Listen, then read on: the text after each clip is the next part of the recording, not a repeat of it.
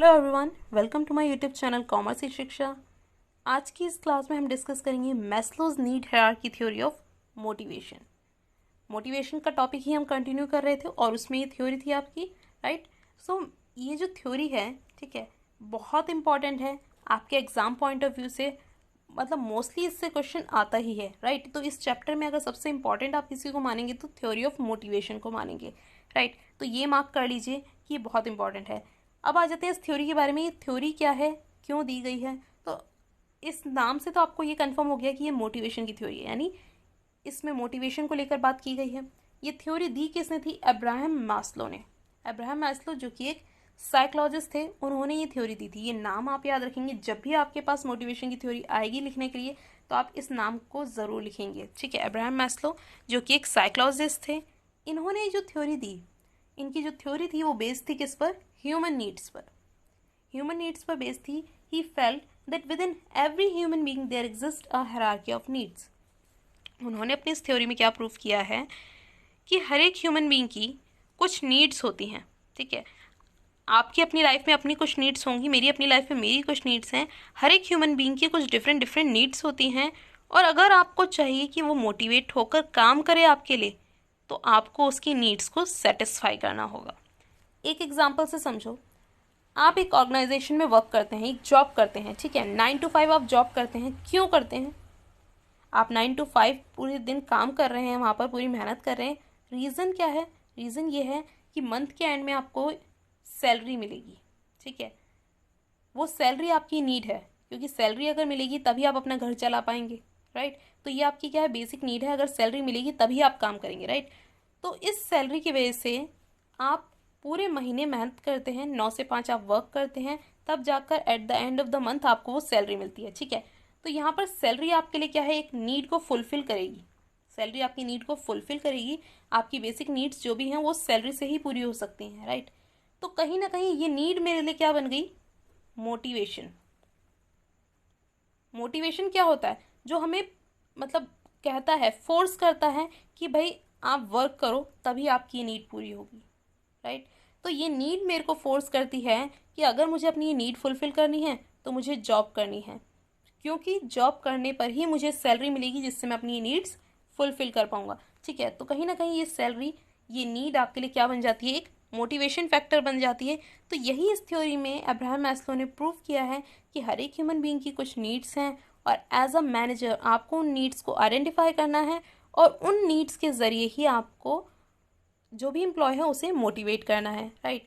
Plus यहाँ पर ये कहा गया कि ये जो नीड्स होती हैं हायरार्की में होती हैं। हायरार्की का मतलब क्या है? 1 के बाद 2 आता है, 2 के बाद 3, 3 के बाद 4, राइट। ये प्रॉपर एक सीक्वेंस में है। इसी तरह इन्होंने कहा है कि जो नीड्स होती हैं वो भी एक सीक्वेंस में होती हैं। ये हैं वो नीड्स। अब्राहम मैस्लो ने अपनी थ्योरी में इन 5 नीड्स के बारे में बताया है।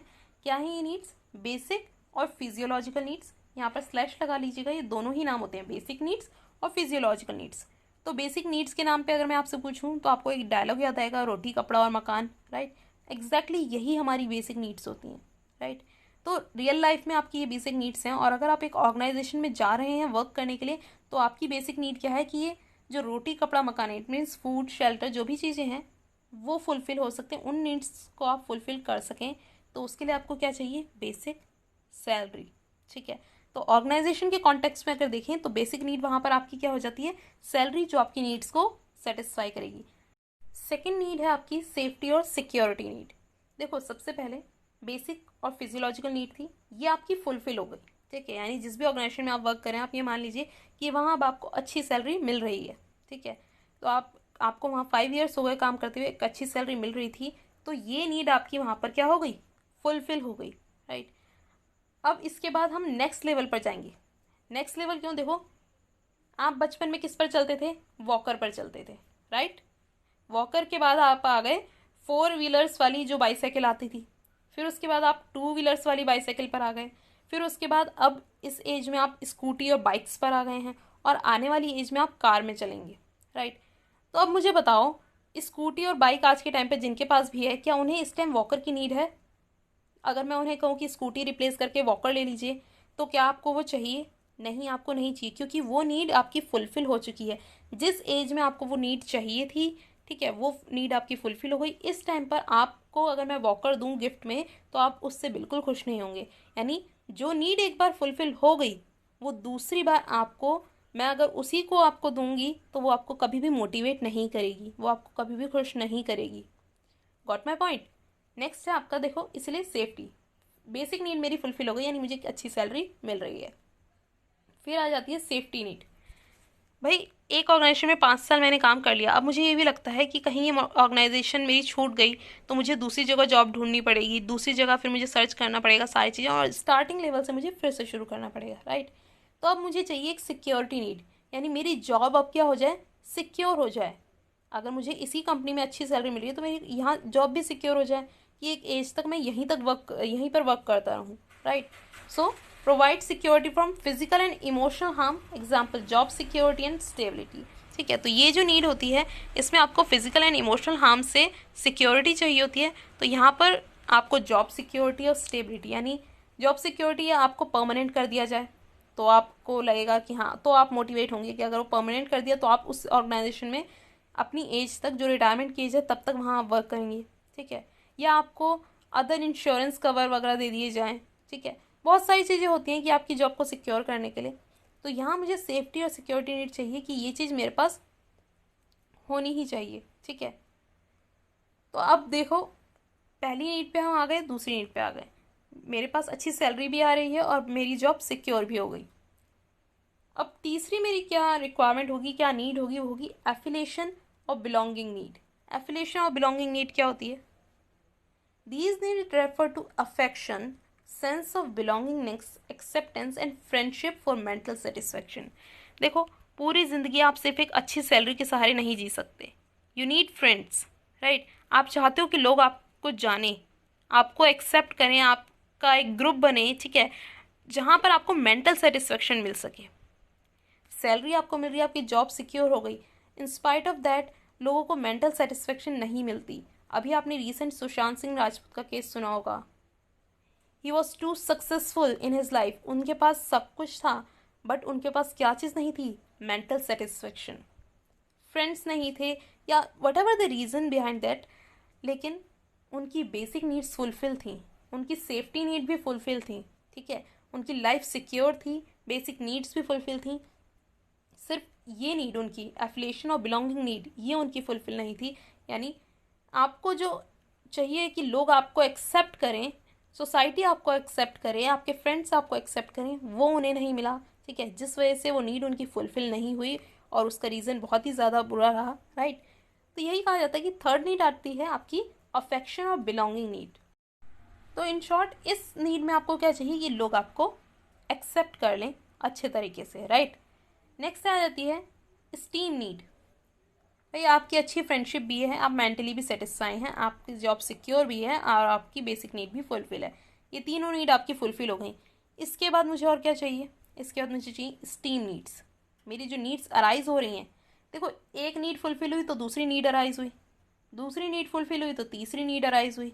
अब मेरी लाइफ से और एक्सपेक्टेशन बढ़ गई, अब मेरे पास तीसरी फोर्थ नीड आ गई, दैट इज़ स्टीम नीड।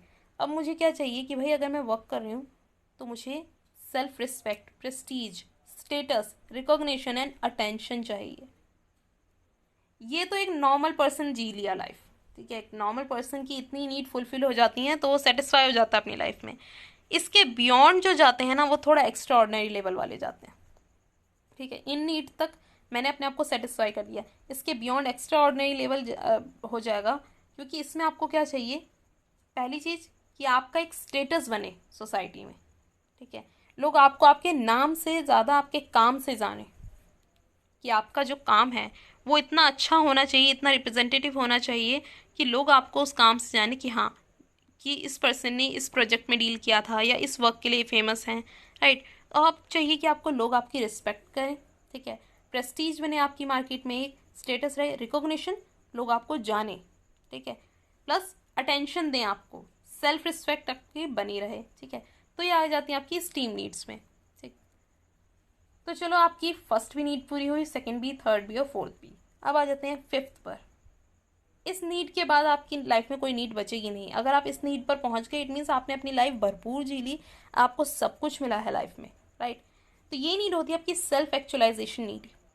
इस नीड में क्या होता है, जो आपने लेवल डिसाइड किया था, जो आपने गोल डिसाइड किया था अपनी लाइफ का, आपने उसे अचीव कर लिया। देखो 90% लोग ऐसे होते हैं जो गोल्स खुद बनाते हैं बट उसे अचीव नहीं कर पाते। 90%।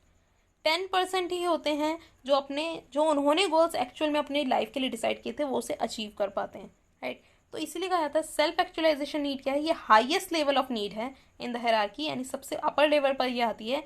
It refers to the drive to become what one is capable of becoming. ठीक है, जो वो पर्सन बनना चाहता था वो उस लेवल तक पहुंच गया, वो बन गया। ठीक है, तो यहाँ पर उसकी सेल्फ एक्चुअलाइजेशन नीड भी फुलफिल हो जाती है। ठीक है, तो एक एक करके सारी नीड्स आती हैं। देखो एग्जाम में जब भी ये थ्योरी आपसे पूछी जाएगी आपको ये फ्लो चार्ट से ही रिप्रेजेंट करनी है। ठीक है, ये बहुत अच्छा तरीका है रिप्रेजेंट करने का थ्योरी को। टीचर को भी लगता है कि हाँ आपको सारे पॉइंट्स क्लियर हैं। ठीक है, तो इसमें आपने ये ट्राइंगल बनाना है। सबसे पहले basic need, then safety and security need, affiliation and belonging needs, esteem need and self actualisation need, right. देखो यहाँ पर इन्होंने डायग्राम से ही रिप्रेजेंट कर दिया। बेसिक नीड क्या है आपकी, हंगर, बेसिकली फूड आपको चाहिए। सेफ्टी नीड में स्टेबिलिटी ऑफ इनकम, की एक पर्टिकुलर स्टेबल इनकम आपके पास आती रहे, आपको टेंशन ना लेनी पड़े कि इस साल आ रही है अगले साल नहीं आएगी, राइट। एफिलिएशन और belongingness need, friendship. Steam needs में चाहिए आपको स्टेटस चाहिए अपने सोसाइटी में। सेल्फ एक्चुअलाइजेशन में सेल्फ फुलफिलमेंट। ठीक है, ऑर्गेनाइजेशन के पॉइंट ऑफ व्यू से बेसिक सैलरी चाहिए बेसिक नीड में आपको। सेफ्टी एंड सिक्योरिटी नीड में pension plan, job security. Affiliation और बिलोंगिंगनेस नीड में कॉर्डियल रिलेशन विद कलीग्स, जो आपके कलीग्स हैं उनके साथ आपके अच्छे रिलेशन हो। स्टीम नीड्स में जॉब टाइटल, स्टेटस आपका कैसे बनेगा जब आपके प्रमोशंस होंगे, राइट। आपको मैनेजर से जनरल मैनेजर, जनरल मैनेजर से अब मतलब मैनेजर आप बनाते चले जाओ, हायर पोस्ट देते चले जाओ, तो वो जो स्टेटस होता है वो सबसे ज़्यादा मैटर करता है। ठीक है, सेल्फ एक्चुअलाइजेशन नीड में आपके पास आ जाते हैं अचीवमेंट ऑफ गोल्स, यानी जो गोल्स आपने डिसाइड किए वो आपने अचीव कर लिए, राइट। तो इस फ्लो चार्ट से आप इसे रिप्रेजेंट जरूर। देखो जितनी भी थ्योरीज आज तक बनी हैं, किसी भी फील्ड की कोई भी थ्योरी हो, वो एक अजम्पशन पर बेस्ड होती हैं। ठीक है, कुछ अजम्पशंस हम मान के चलते हैं, यानी कोई भी थ्योरी हमने रिप्रेजेंट की, ठीक है, पूरे वर्ल्ड को हम वो थ्योरी दिखा रहे हैं, लेकिन हमने उसके लिए कुछ अजम्पशंस मानी कि हम ये मान के चल रहे हैं कि सिचुएशन ऐसी है इसलिए हमने ये थ्योरी दी है, राइट। तो इस नीड के मतलब ये जो थ्योरी थी, मैस्लो की जो थ्योरी है नीड के अकॉर्डिंग, तो इन्होंने क्या अजम्पशंस माना था इस थ्योरी के लिए। First one is people's behavior is based on their needs. Satisfaction of such need influence their behavior. यानी लोगों का जो बिहेवियर है वो उनकी नीड पर डिपेंड करता है।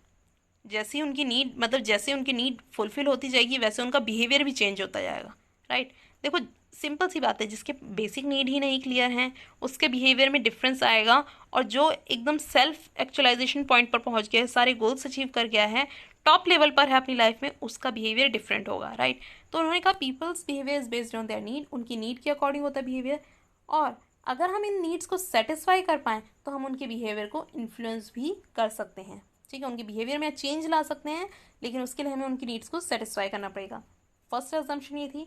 Second, people's need are in hierarchical order starting from basic needs to other higher level need. ये हायरार्किकल ऑर्डर में होते हैं, एक सीक्वेंस में होते हैं, एक नीड फुलफिल होगी तभी आप दूसरी नीड पर जाएंगे, राइट, जो कि बेसिक नीड से हायर लेवल तक होते हैं। Next is a satisfied need can no longer motivate a person, only next higher level need can motivate a person. जो मैंने एग्जांपल दिया कि अगर मैं आपको 12th क्लास में अगर मैं आपको वॉकर दे दूं तो वो आपको मोटिवेट नहीं करेगा किसी भी वर्क के लिए। मैं आपसे कहूँ कि भाई आप 90% स्कोर करो तो मैं आपको वॉकर दूंगी, क्या आप हार्डवर्क करेंगे? बिल्कुल नहीं करेंगे, क्योंकि वो आपकी नीड ही नहीं है इस टाइम, वो फुलफिल हो चुकी। ठीक है, तो जो नीड सेटिस्फाई हो गई वो कभी भी लंबे समय तक मोटिवेट नहीं कर पाएगी पर्सन को। ठीक है, आपको मोटिवेट करने के लिए उस पर्सन को नेक्स्ट हायर लेवल नीड पर जाना पड़ेगा। तो 12th में स्कोर कराने के लिए मुझे कहना पड़ेगा आपको कि भाई आपको बाइक गिफ्ट में मिलेगी या स्कूटी, तब जाकर आप मोटिवेट होकर पढ़ेंगे, राइट। नेक्स्ट है a person move to the next higher level of hierarchy only when the lower need is satisfied.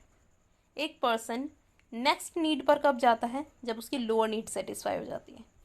अभी आपको सैलरी ही ढंग से नहीं मिल रही है तो क्या आप प्रमोशन की सोच सकते हैं?